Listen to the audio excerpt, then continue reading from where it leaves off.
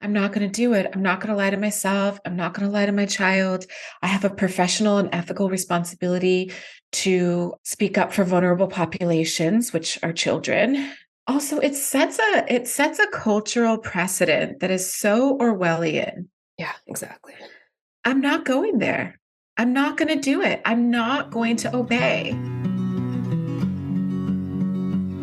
Hi, friends. Welcome to the Medicine Stories podcast, where we are remembering what it is to be human upon the earth.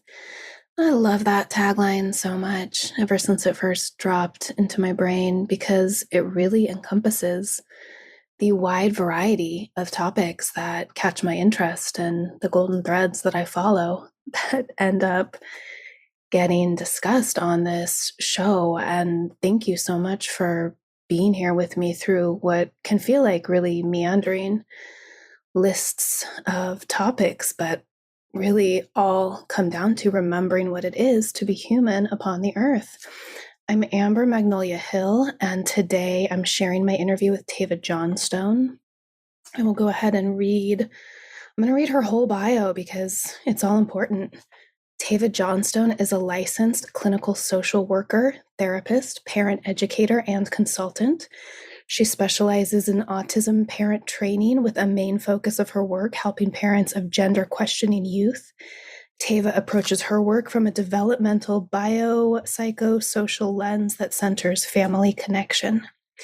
Teva held numerous appointed positions with the National Association of Social Workers in the service of children and youth, including the Committee for Children, Youth, and Young Adults, where she was invited to write positions for Social Work Speaks and update the Code of Ethics, and served as an advisor to leadership on keeping NASW, National Association of Social Workers, legitimate for millennials.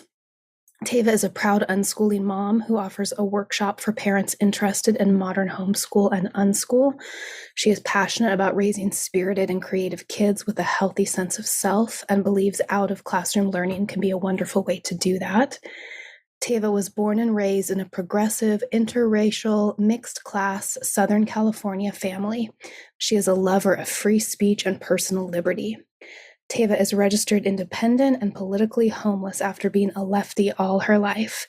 She is critical of the authoritarian methods used by modern day, quote, social justice culture, which is not true social justice at all. You may have heard my previous episode on cancel culture to know that I am pretty much aligned with Teva and all of this. Teva views today's left as betraying regular working class families with academic elitist theories and coercive policy.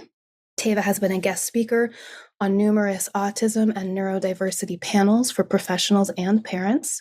She spoke on a gender dysphoria panel with experts in the field of adolescent gender dysphoria, hosted by the Foundation Against Racism and Intolerance. Teva has been a guest on many podcasts where she discusses autism, parenting, gender, and social justice culture. So we just moved into a new house, and this was the first interview I've done for the podcast since we got here. And our Starlink internet isn't awesome, apparently. I mean, it's been fine since we got here, but this call froze 4 times while Teva was speaking. So I am so sorry. Luckily, they were pretty short. You know, you did miss a few words or sentences, but you'll be able to tell what she was saying. And yeah, hopefully I can figure that out going forward because I feel just awful inviting people on and sharing them with my audience and then having some of their message lost to the ether. What's up, Elon? You know? But it's definitely our best option with rural country living. So thank y'all so much. I hope you have or had some beautiful, relaxing holidays and a happy new year. All right, welcome, Teva. I'm very happy to finally have you here. Thank you. I'm happy to be here, Amber. I found you on Instagram, I don't know, at some point, maybe a year ago, and immediately knew that I wanted to talk to you. I've appreciated so much of what you share. So you're a neuro-curious therapist on Instagram. Can you tell us, both what that name means and about your background? Sure. So I started the Instagram account at Neurocurious Therapist to do autism advocacy because autism is a neurodevelopmental disorder or disability. I took the neuro part, which means brain, and then I just added curious because as a therapist, we try to stay open and curious. It's like a common sort of thing that we say, like, I'm curious about. And then I just stuck on therapist, and there it was, neurocurious therapist. I am a licensed clinical social worker in the state of California. And licensed clinical social workers can do all kinds of things, but I have been a therapist for about 8 years, including my graduate school program. And I do a handful of things now, like consulting and educating in a private community. I do a lot of advocacy and I do writing, and I'm all over the place. Mhm. So I was attracted to your work because my daughter, who's 6, she's just definitely neurodivergent and not like extremely, but she's super sensitive. She's highly sensitive. And Mhm. parenting her is very different than parenting my 16-year-old daughter. And my little one, I'm the same way. My sister, my father, my grandfather, I recognize the patterns in her that make her more sensitive to the world. And I'm very curious about this spectrum, like I see the things that help children with an autism diagnosis really help my child as well. And I Mhm. see people arguing online, over like where the line is. And some people really want to own their diagnosis. And then there's this idea of diagnostic agnosticism and people who don't really care to have a diagnosis, but they just know they perceive the world differently. I'm just so curious what your thoughts on all those borders or lack of borders are. Yeah. Okay. Let's start with the diagnostic agnosticism, which I think that's a brilliant phrase. I'm just hearing it for the first time. And I think with adults, there's some room for flexibility as far as like, do you want to get a diagnosis? Do you just want to understand that you move through this world differently and you take in the world differently and kind of make your own accommodations and your own plan for how to make life a little bit easier, considering your differences as an adult? With children, there are more considerations with whether or not we should get a diagnosis for them. So I obviously can't give medical advice on a podcast, but when children receive a diagnosis that is legitimate, that really captures what is happening, they are afforded services and accommodations within the schools and within therapy. Like their insurance will cover the therapy, the schools will give them more wiggle room to be able to thrive at school. The schools will give them therapies and aids and make accommodations for their disability or their diagnosis. So in the absence of a diagnosis, the child might not receive the therapies and supports that help them thrive. Also, children know that they're different. And some children do well having like a name for that difference, particularly when they reach like the teenage years. What I've heard from some autistic adults is that getting that label of this is why I'm different. This is why life has been so hard. This is why I have maybe strengths in these areas, but really have a hard time in these other areas. And having that diagnosis kind of opens up a door for self acceptance and also community. It can also hinder people, including children, if they like over identify with the diagnosis. There's a risk of like learned helplessness, where they say, I can't do this because of this diagnosis, and I'm not going to try. And there are some extremes online where it's considered like ableist to teach a child to overcome certain things about their disability or their disorder. So there's a lot of arguing about that kind of thing. I come from the mindset that it's actually like soft bigotry to not teach children the things that they need to know to live a contented, satisfying life, to the best of their ability. Of course, understanding that they have these differences, but we still need to try to teach them. And then, as far as like, where's the line between autism and like high sensitivity or just general neurodivergence? That's a tricky one that I see people arguing about too. And I don't usually wade into those arguments because I'm like, I don't know, can we use our energy a little bit better? So, the concept of neurodivergence, it's really this umbrella term that captures the different ways people's cognitive functioning differs from what we consider typically developing. And typically developing is going to be a broad range of, what we consider, I'm putting in air quotes here, normal development, where, children are meeting milestones within a range of time. Children are able to have certain skills within a certain range of time. They don't have a learning disability or a mental illness. They're typically developing. So neurodivergence essentially means that the child or the adult does not fall into that range, that majority range of cognitive functioning. So autism, learning disabilities, mental illness, I would argue that, people who are highly sensitive, there is some research that they do have some different wiring. Their nervous systems might be a little bit different. It's not an area that I've taken the deep dive into to decide for myself whether or not I think it should be included under the neurodivergent umbrella. It doesn't seem like there's any hard and fast answers there either. There's not. Remain a gray area. Yeah. It's a made up word. It's a newer term that came out of a kind of a social justice, kind of a disability rights movement.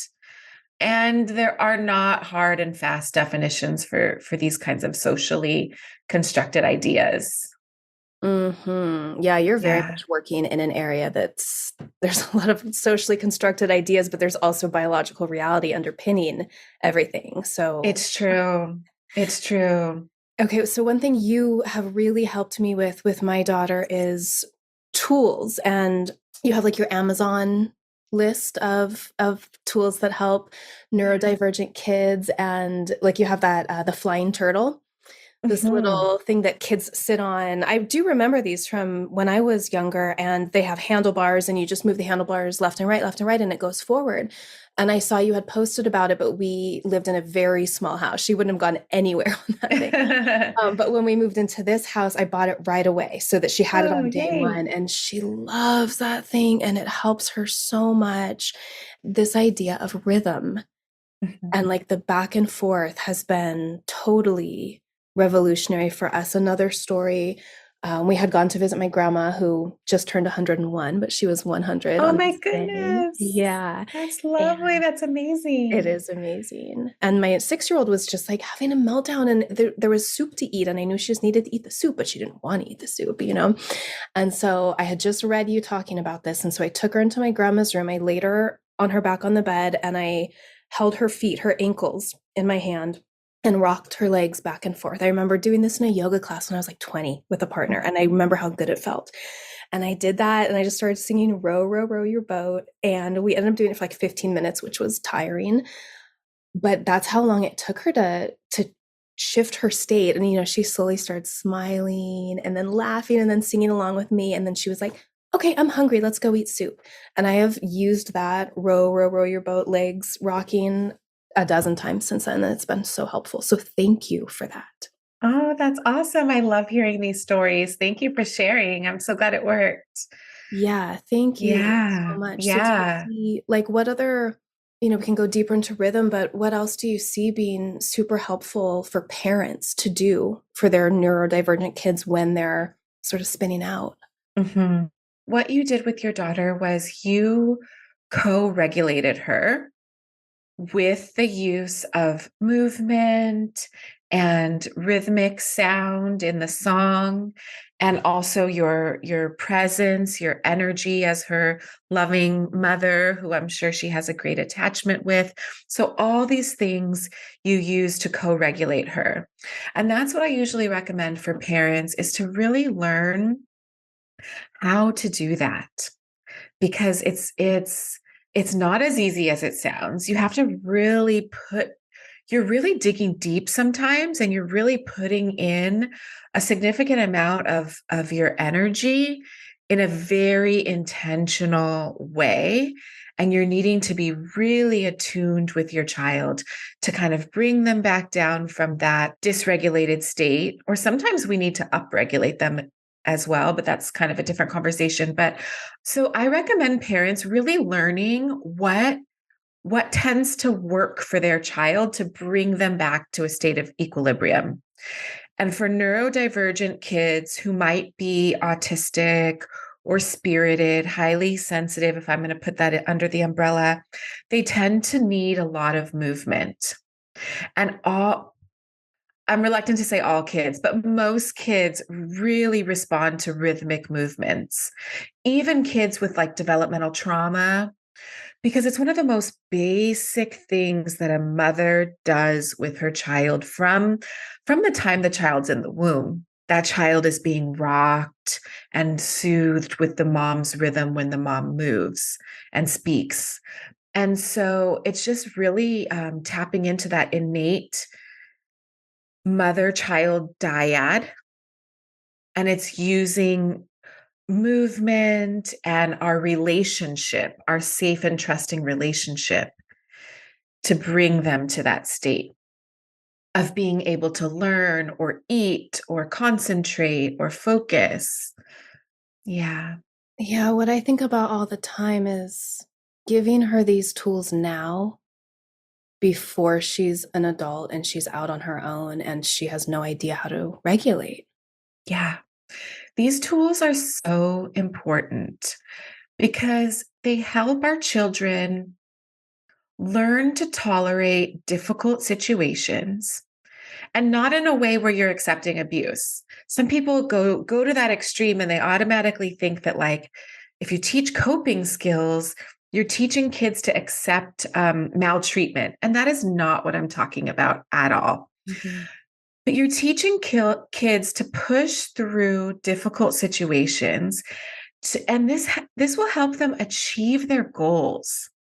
Because we know that, like, anything worth anything is hard. Even, pregnancy and birth and reaching your career goals and being the entrepreneur that you want to be, being the partner that you want to be, like, all of these things take work and perseverance and learning how to stay with the discomfort. And so when we teach our kids these coping skills, they can tap into that to achieve their goals and live the life that they want to live. So, yeah. What else? What other tools can we put in the toolkit of parents raising these kids? It's really important for parents to look at the physical environment of their home. We'll start with the home.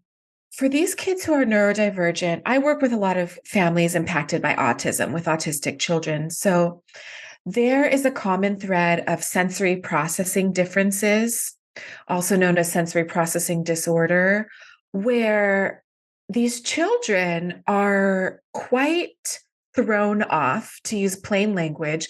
They're quite thrown off by a sensory environment that is not right for them.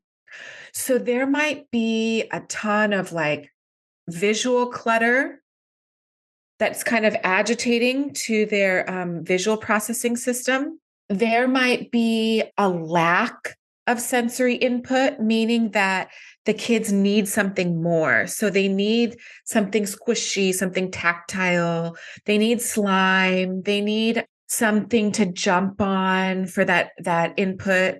That's proprioceptive, I think, input, and vestibular input. So, like, I recommend really altering the home environment the best that you can that supports the joy and regulation of your child. So in my home, I always have a mini trampoline. I always have various things where we can rock and even spin. Of course, I have all these in my Amazon store, but we need the things that our kids require to be in that state of equilibrium. And so we have to figure out their sensory profile, which can be done with careful observation or an occupational therapy assessment. Aside from the sensory environment, it's really important to work on that relational piece as well. In like strengthening the attachment relationship, trying to be more attuned, not being the perfect parent, but just the good enough parent, where you're responsive, you have limits, you are a gentle leader. Like our neurodivergent kids they tend to be very sensitive to not just the physical environment, but the relational environment. And so we don't want to walk on eggshells, but we do want to understand that we're in a relationship with our kids. And anything we can do to deepen and strengthen and repair that relationship is worth it, in my opinion. I love Yeah. the idea of repair, and it's so important. Like, yeah, we're all gonna make mistakes as parents, and things happen all the time within families that are not ideal. And I've noticed that my little one, she just loves repair. I almost feel like she's waiting for something to go wrong so that we can repair Oh, sometimes. that's cute. Yeah, and she often now initiates the repair. And I just feel like when I was growing up, that wasn't a concept that either of my parents were thinking of, and Mhm. that there's like the little break, and then this restitching during the repair phase can make that fabric stronger than it even was before the break. Absolutely. And you're teaching your child conflict resolution. Mhm. You're teaching them that just because there was a rupture doesn't mean the relationship has to end. This is really important for their older life and their friendships and their future careers.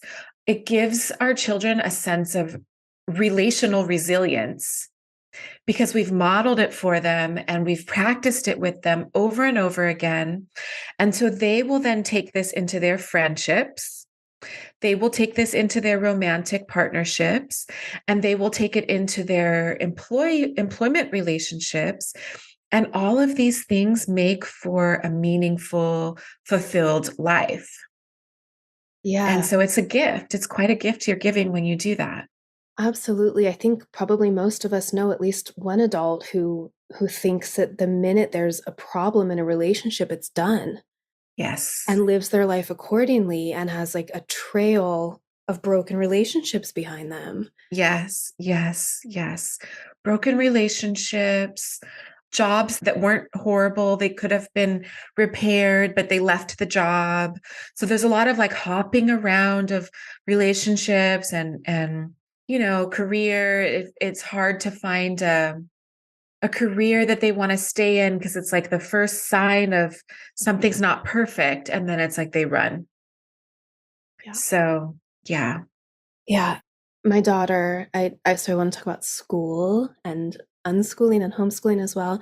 But a year ago, last fall, we had her in a really sweet little homeschool enrichment program, and she was chewing her fingernails like crazy all day. And then when she came home, and noticing that behavior not lessening over the 2 months she was there was one of the reasons we took her out. It was like, this is too much for her nervous system. We've Mhm. tried everything and all the talking and the talking to the teachers, and we were away for a year, and she just went back a couple months ago, and that's not happening at all anymore. She's ready now. A year went by, we did a lot more work on regulation after finding your work, and so I'm just noticing, oh, here we are back in the same space, in the same environment, and she's different and her resiliency is different. I'm just mentioning that, that these That's tools, beautiful. yeah, when put to work, can really show results. But I'm so grateful for how you speak about schooling and unschooling. And like, when you became a mother, did you know you were going to take a different schooling route?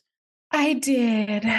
First of all, I want to just rewind really quick and say that it's so beautiful what you guys did with your daughter, how, you respected that she wasn't ready at that time, and you observed her behaviors as telling you something about her, and you honored that, and then you revisited it, and now she's ready. Mhm. And so it's a beautiful example of meeting our kids where they are, honoring what they need in that developmental stage, and then trying again and seeing what happens. So I just want to And applaud you on that. they can be, thank you. They can be so different than their peers, and like all her friends are doing great, and the parents are like, "Why would you leave this amazing program and your community and your people?" I'm like, "Well, because Mhm. we're listening to her body." Yeah, yeah, that's so good. So when my daughter was born, did I know I would do a different school? I would say 99% I knew when she was like 5 days old. She came out spirited and intense and amazing.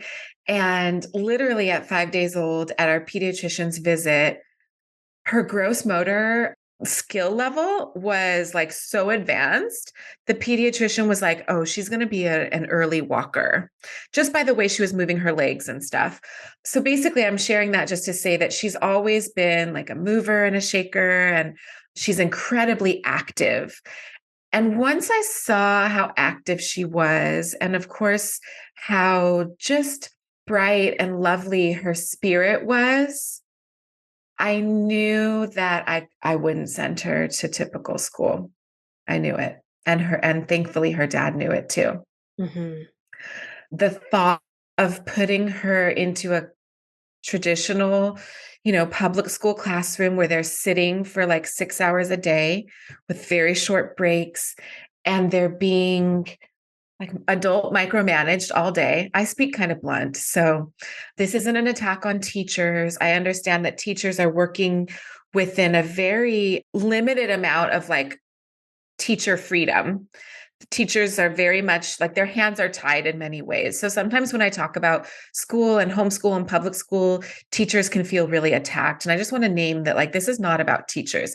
This is about the structure of traditional school.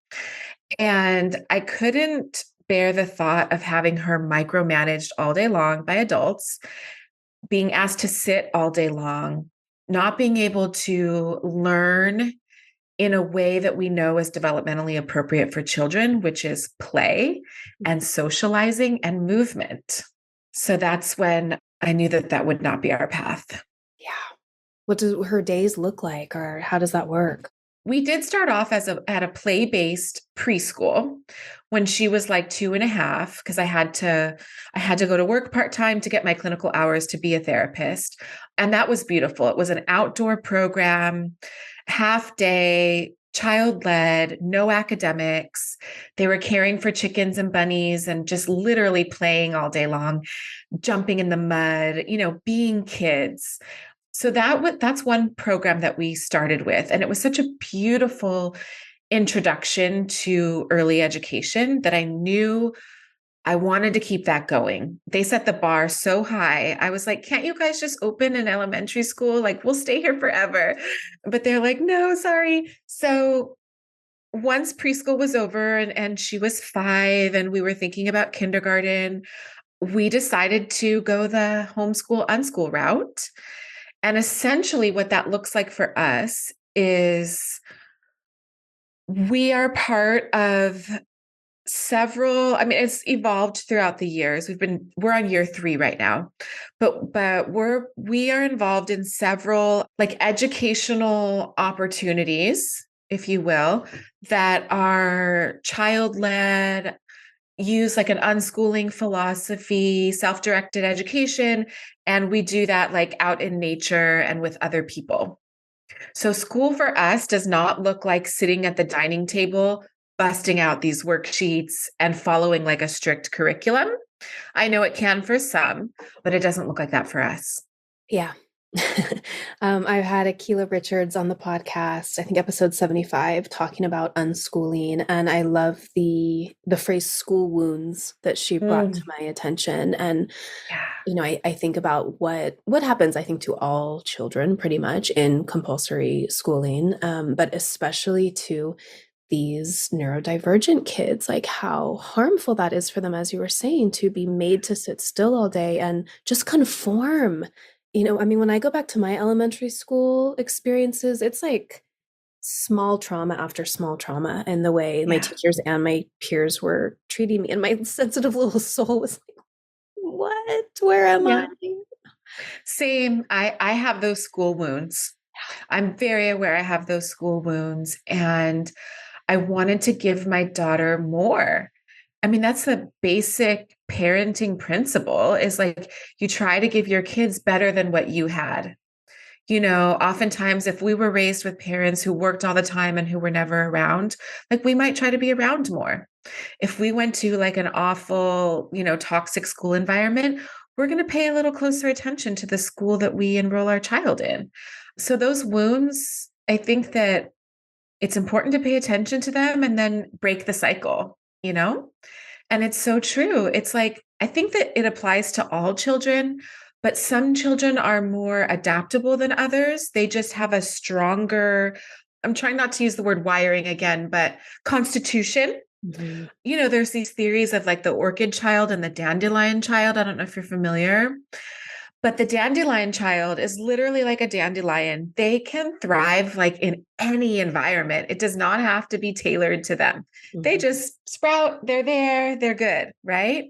The conditions don't matter a whole lot. They're going to grow and develop, and they're going to bounce back in difficult environmental times.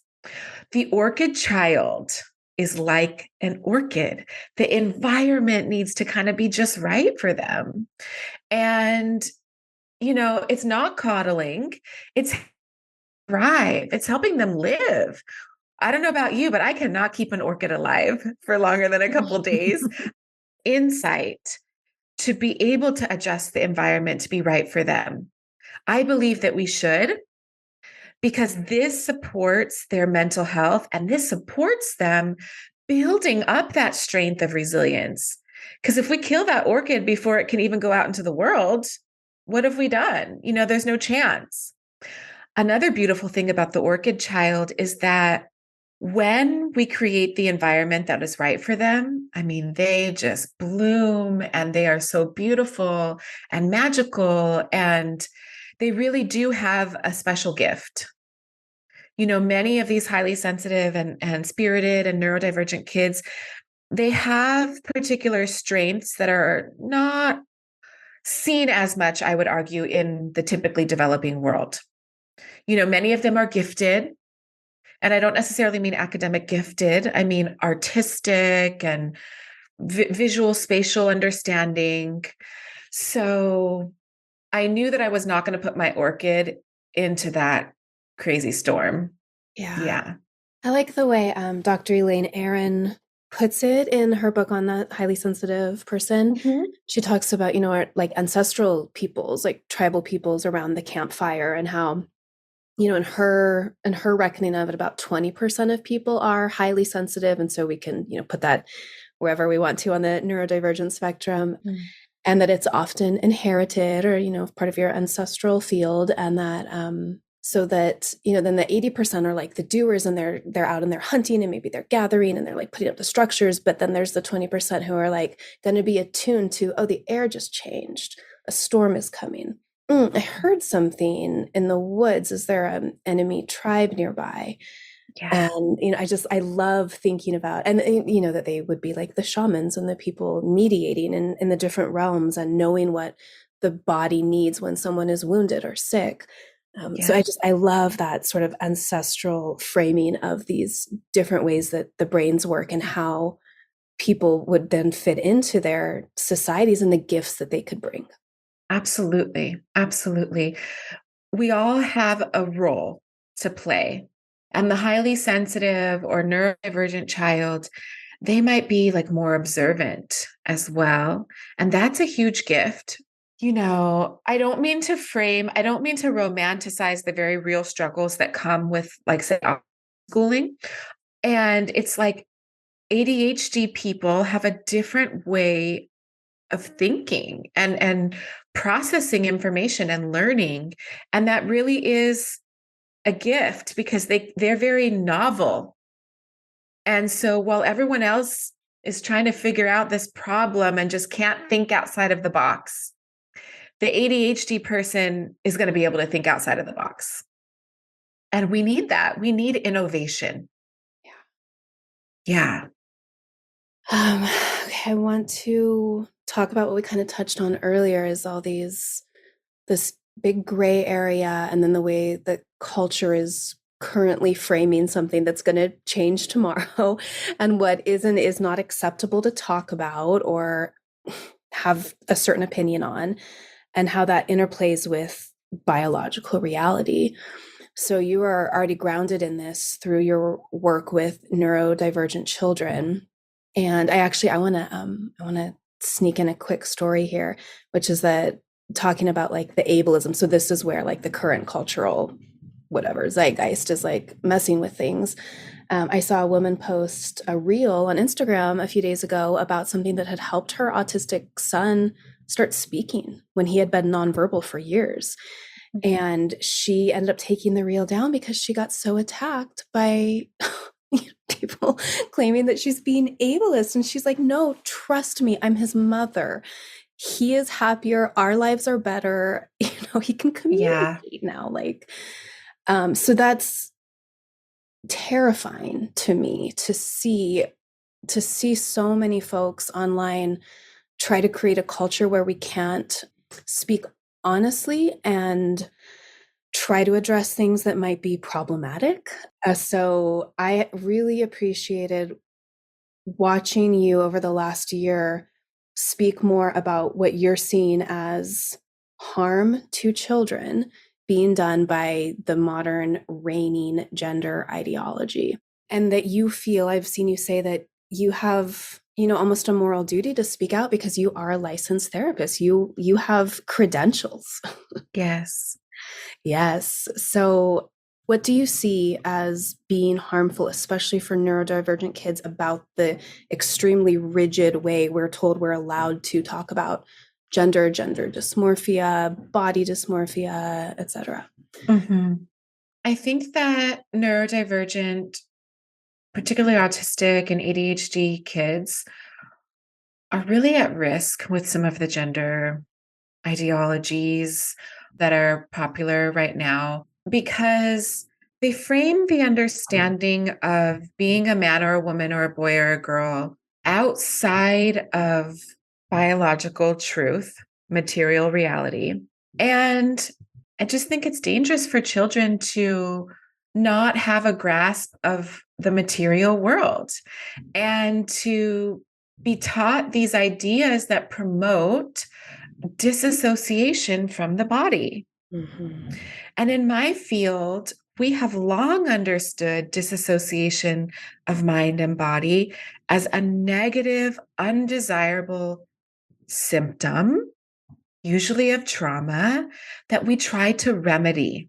So, why would we intentionally teach an understanding that is not scientific about identity to young, impressionable children that could promote disassociation from the mind and body? And the reason why autistic kids are particularly at risk is because there tends to be more rigid thinking. There tends to be more black and white thinking. And so it's like once they've been told this idea of, a woman is these stereotypes, then when they don't fit, or a girl, when they don't fit that stereotype, they may start to believe that they're not a woman or a girl when they are, in fact, female. And the implications of that can be significant. And then with our ADHD kids and our autistic kids, but particularly ADHD, there's a real struggle with executive functioning and impulse control. These kids tend to be very impulsive.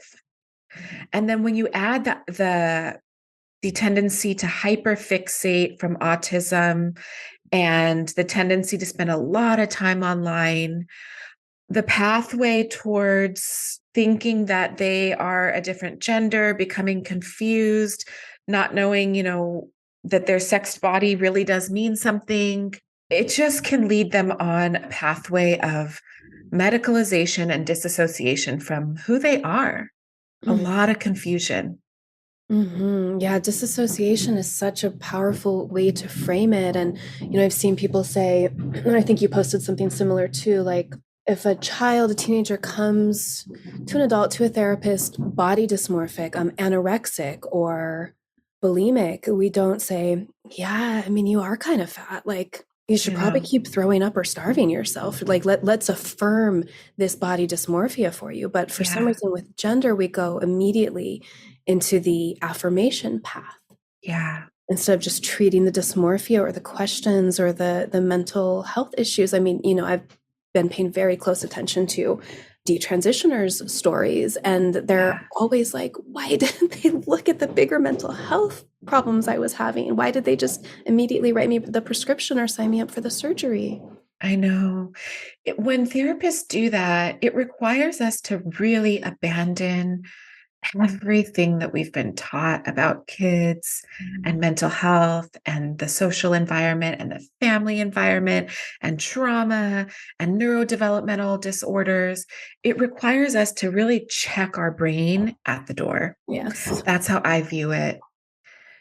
And I just see it as probably one of the biggest medical scandals of maybe human history. you absolutely. know, Yeah. I think it's a medical scandal.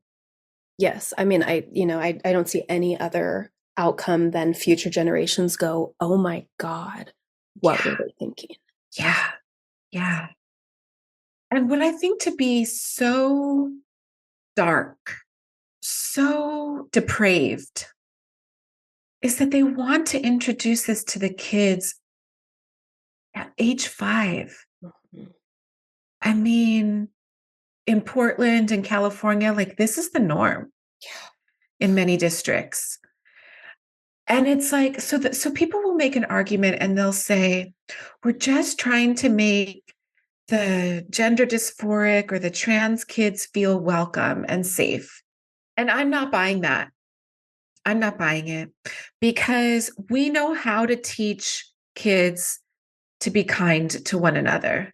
We know how to be the adult and not tolerate bullying of other kids. We know how to help kids feel welcome and emotionally safe without lying to them about biology and reality. And I posted about this the other day, like in the same way that we would make the diabetic child feel welcome, can we do that to the gender dysphoric child? And what I mean is the diabetic child who is, let's say they're type 1, they're insulin dependent, they have to give themselves insulin injections and they have to test their blood sugar to stay safe.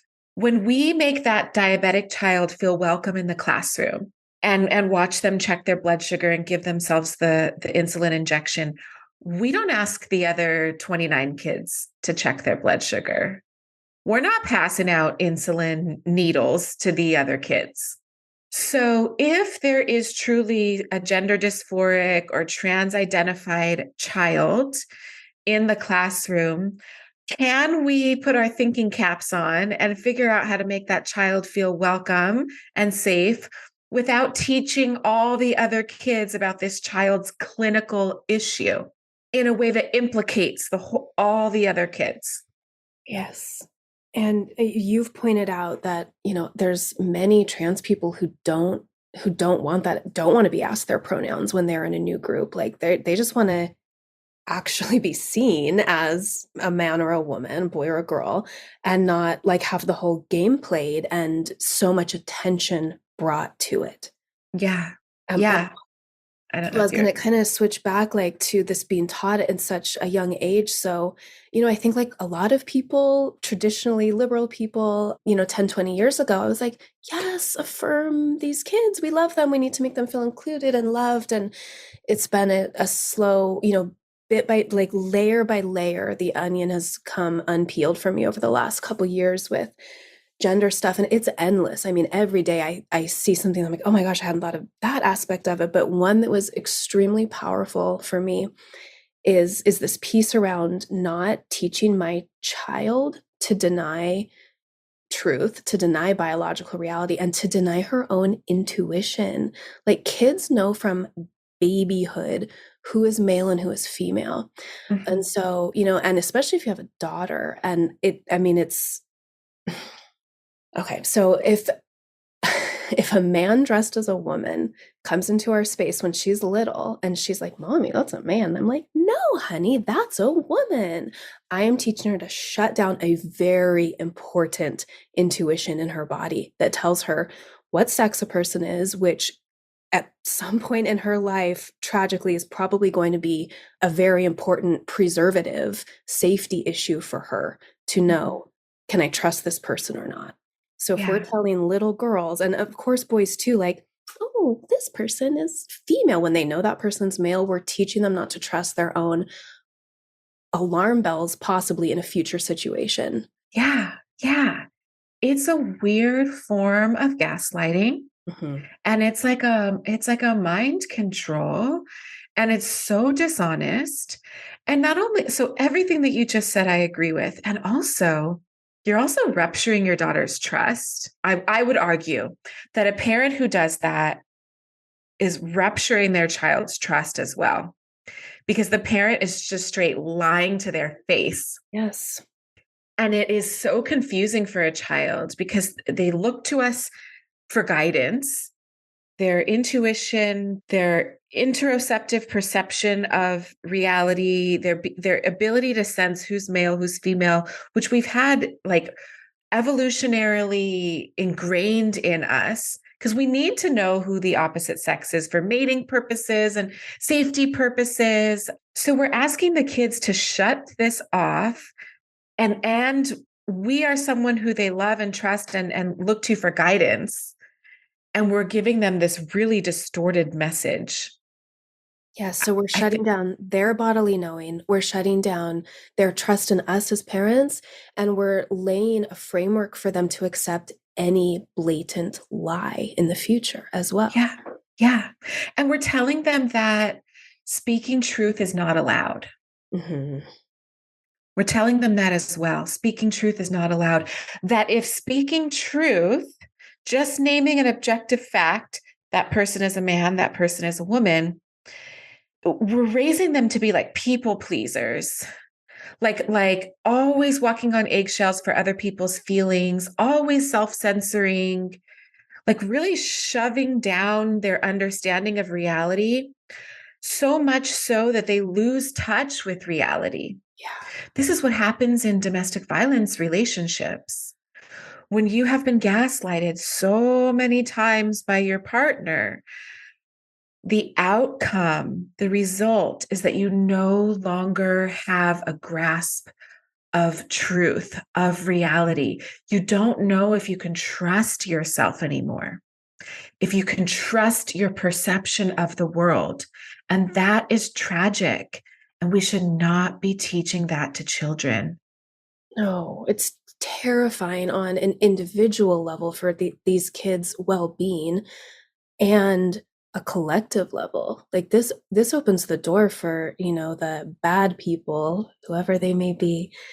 Yeah. Oh my gosh, to run them, it's like endless, what can happen when you have a population this confused, this willing to buy lies. Like that's where I decided I'm not going to be quiet on the gender stuff anymore, is I will do whatever I can to prevent my daughters from growing up in a world where lies are readily accepted as truth. Yeah. Yeah. Exactly. Same. I'm not going to do it. I'm not going to lie to myself. I'm not going to lie to my child. I have a professional and ethical responsibility to speak up for vulnerable populations, which are children. Also, it sets a cultural precedent that is so Orwellian. Yeah, exactly. I'm not going there. I'm not going to do it. I'm not going to obey. I'm not going to play the totalitarian games. I just refuse. And with that, you're called names. Your message might be misunderstood, but I stand in integrity. So Yeah, Yeah. and I was telling you that this is the first time I've touched on gender on this podcast, but I have on Instagram, and I was scared for sure, but 99% of the response I got was like, thank you so much. I agree. And for a lot of us, people have the same story as me of having their minds changed over the last couple years. Yeah. And like, small realization after small realization, but there's still a very strong, very loud contingent out there, calling people like us turfs and bigots and transphobes. And I love you posted, if a clinician has concerns about the use of electroconvulsive therapy on depressed kids, is the clinician anti-depressed child? Are they depressed child phobic? It just, it shows like how it's a whole different set of logic when it comes to this one issue. It's true. And clinicians, many of them are willingly going along with this lie. And yeah, I'm really glad you brought up that post, because in the clinical world, it is normal to disagree.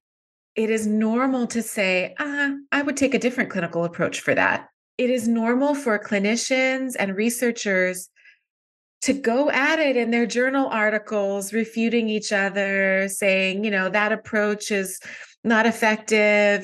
This approach is better. These are the reasons. That is what science is.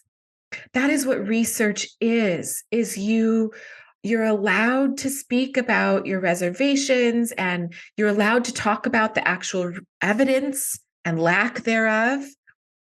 And that has been the scientific way since the Enlightenment period or something. When you take a clinical diagnosis, say of gender dysphoria, and you turn it into an identity of trans people or trans kids, and then you make that identity, you frame it as the most marginalized identity that there can be. And then you take a group of professionals who are usually very kind-hearted, compassionate people who want to help marginalized groups. I'm talking about therapists. Then it makes it to where you're not allowed to discuss the different forms of clinical treatment for this condition called gender dysphoria. We even have clinicians denying that it's a clinical issue at all. They say it's not a clinical issue, and in the next breath say that the children and adults should have access to medicine and surgery. When someone gets medicine and surgery, that by nature, by default, makes it a clinical issue, unless they're getting plastic surgery, elective plastic cosmetic surgery, which I argue is not a human right. And children should not be getting plastic surgery unless, maybe they're a burn victim, God forbid, something that they really need to reconstruct. Yeah. But healthy body parts. And the clinicians, I don't want to frame us all this way, because we are not all this way. And there are many who disagree, but they're in hiding because they're scared. Mm-hmm. But we're being asked to check our brains at the door. And I don't know how they do it. I don't know how they stand in integrity. And I don't know how they look in the mirror or how they sleep at night. Yeah. I want to go back quickly before we end. I mean, we could go there forever. I know, for The hours. surgery and the hormones and what it does to their bodies and brains, and all the stories of the detransitioners, how the neocortex isn't developed until 25. Like, how on earth can we be letting this happen?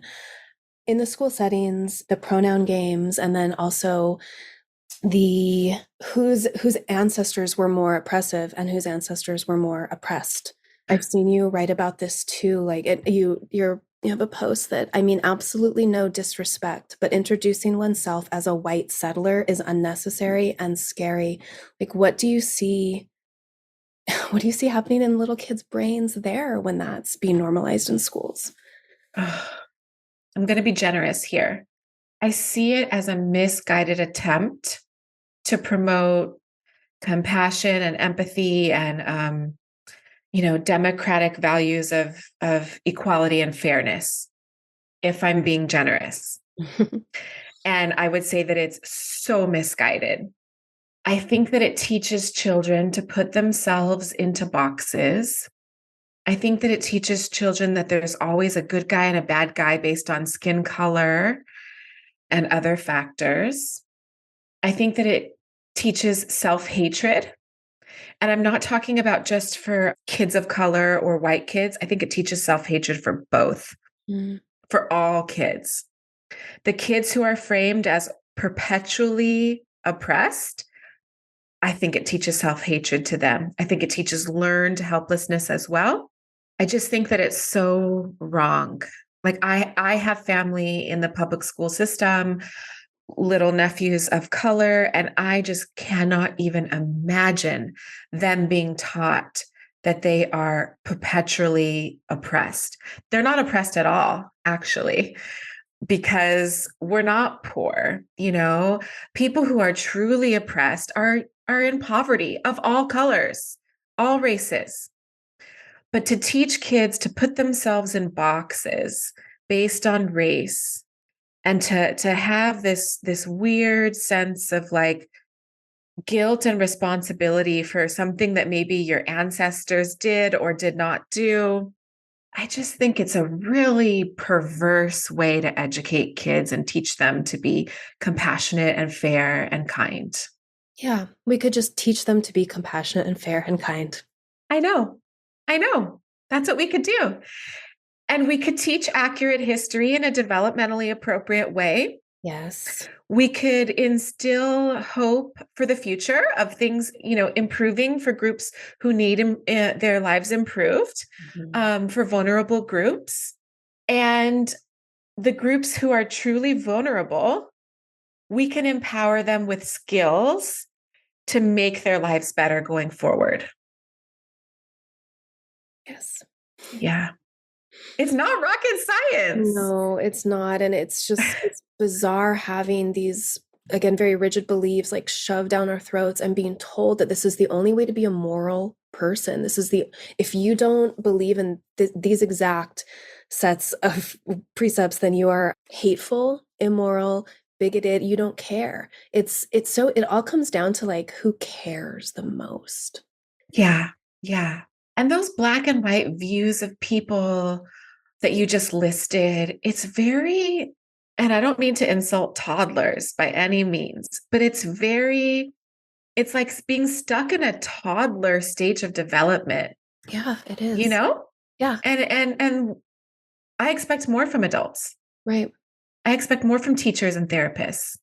Yeah, like a hallmark of mental intellectual maturity is being able to hold nuance and to say there's some black, there's some white, but there's just a shit ton of gray for the most part, and we're all here together making our way through it. Totally. A big part of like responsible parenting and responsible teaching is teaching children and youth how to hold multiple truths.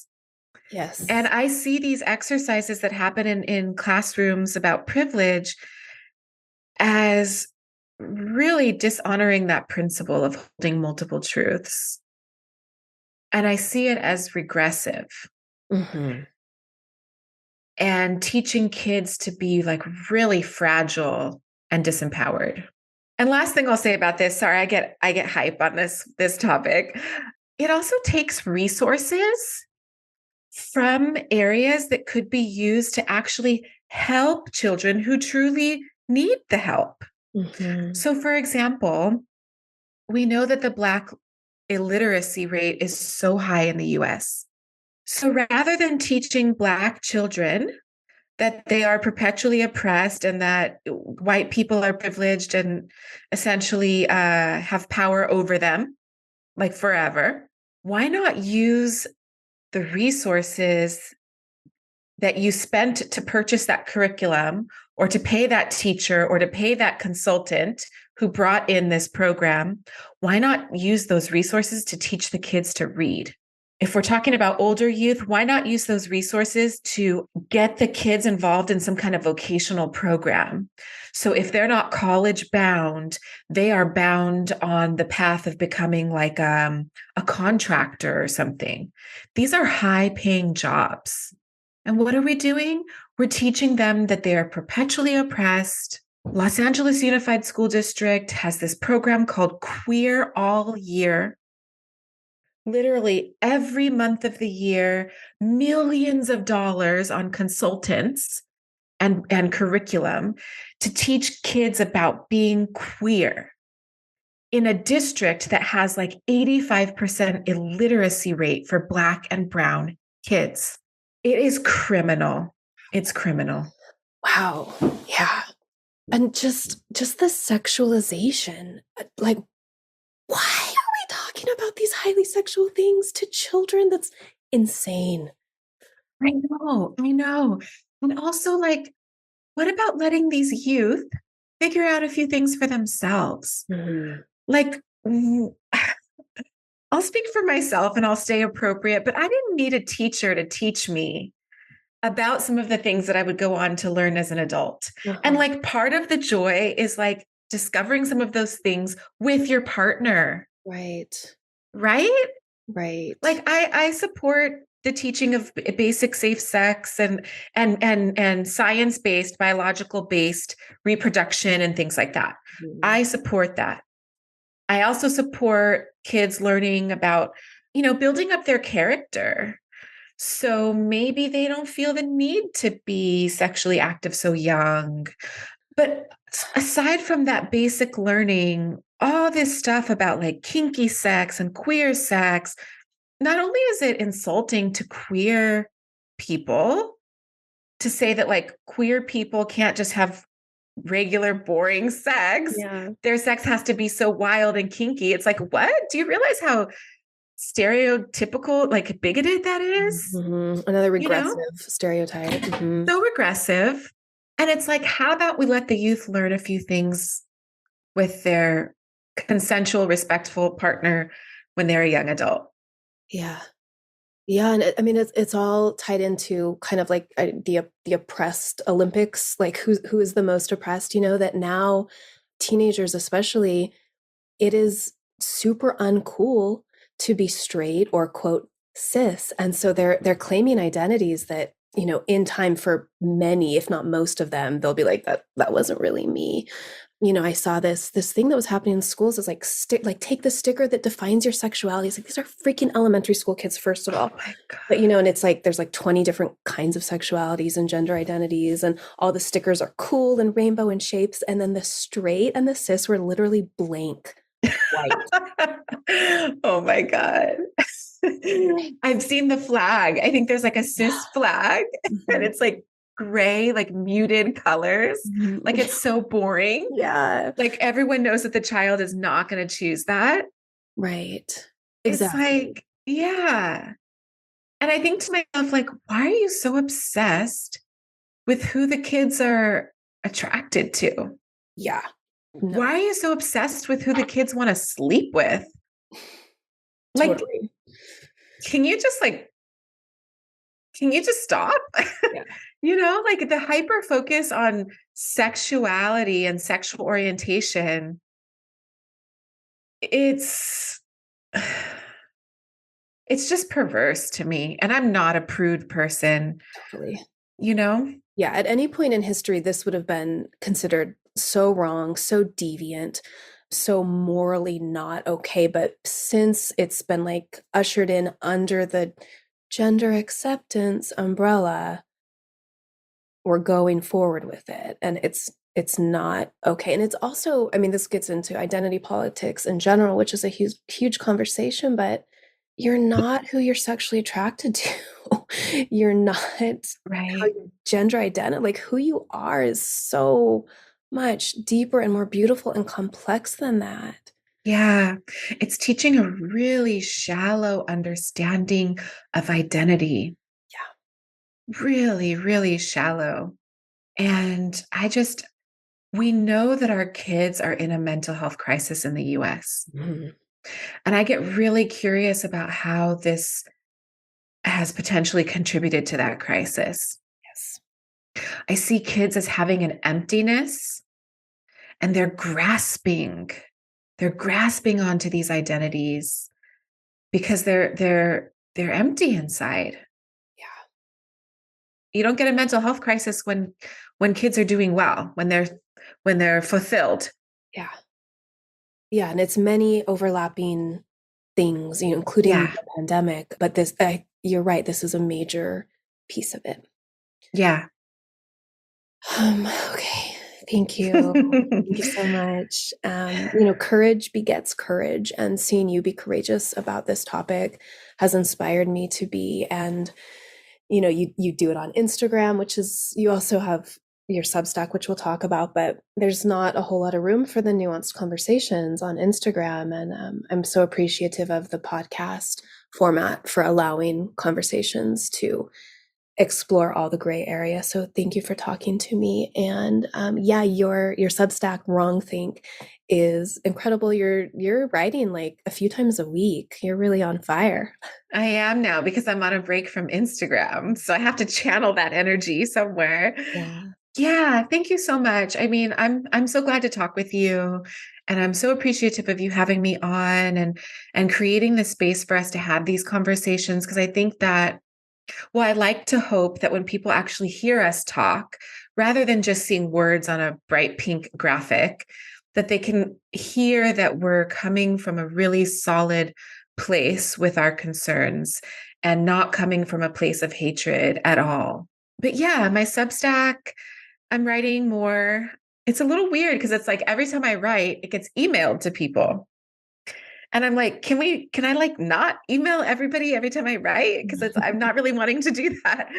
So I'm figuring out my flow, but it's a good avenue to to like flesh some of these thoughts out. Yeah. Yeah. Yeah. Well, people, we signed up because we want you to email us. Thank you. But it's intimate. I always say, like, my newsletter list, I'm very grateful that you let me in to your inbox. That's a different dynamic than Instagram or something else. And I take that relationship seriously. Mhm. It's a good point. Yeah. So, neurocurious therapist on Instagram, do you have a website, or how can people find the Substack? Yeah, so Neurocurious Therapist on Instagram. My website is tevajohnstone.com. My Substack is teva.substack.com. And please follow my work. Check out my website. I'm creating a homeschool unschool like workshop for busy moms who have other responsibilities and don't want to be home with their child all day, but they do want to exit the schools. So I'm creating a workshop for that. Yeah, lots of exciting things are in the works. So come Awesome. along, say hi. Yeah. All right. Thank you, Teva. Thank you, Amber. Thank you for taking these medicine stories in. I hope they inspire you to keep walking the mythic path of your own unfolding self. I love sharing information and will always put any relevant links in the show notes.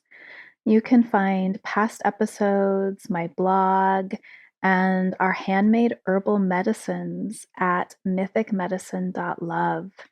We've got reishi, lion's mane, elderberry, mugwort, yarrow, redwood, body oils, an amazing sleep medicine, heart medicine, earth essences, so much more than I can list there.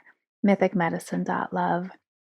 While you're there, check out my quiz. Which healing herb is your spirit medicine?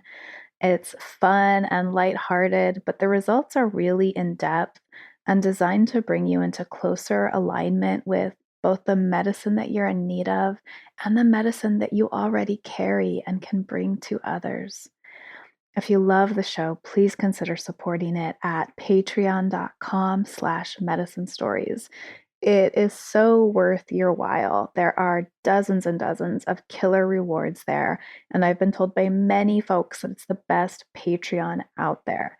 We've got ebooks, downloadable PDFs, bonus interviews, guided meditations, giveaways, resource guides, links to online learning, and behind the scenes stuff, and just so much more.